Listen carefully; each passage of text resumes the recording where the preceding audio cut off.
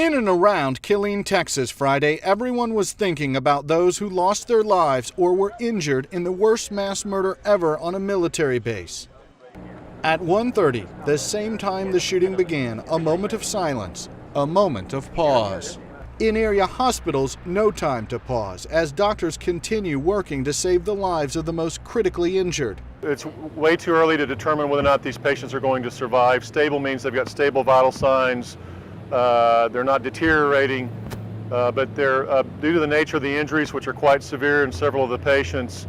I would say despite stability, they're still not out of the woods. Investigators also worked through the day, piecing together pieces of Major Nidal Hasan's life. Hasan remains the lone suspect in the case. Police towed a dumpster away from his apartment, and a neighbor told the AP the Army psychiatrist gave her some of his personal items, including clothing, saying he was being deployed.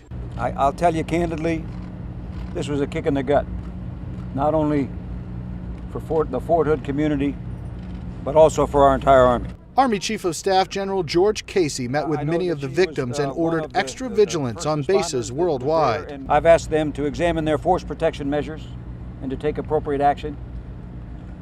I've asked them to keep their soldiers informed and not rush to judgment until the investigation is completed. And I've asked them to stay focused on their mission. There were also more stories about what happened, more first-person accounts of the horror. Military police officer Andrew Hagerman arrived minutes after the shooting began. That wasn't a great place to be at that moment in time. They were still bringing wounded out of the building and everything like that, and then you definitely had the ones that had already been killed and everything like that in there. The biggest part at that point was not really paying attention to what was inside the building. The biggest part was securing it, getting the people out and everything like that. Still no formal charges against Major Hasan in this case, but Army investigators continue to insist he is their suspect, and they believe he acted alone.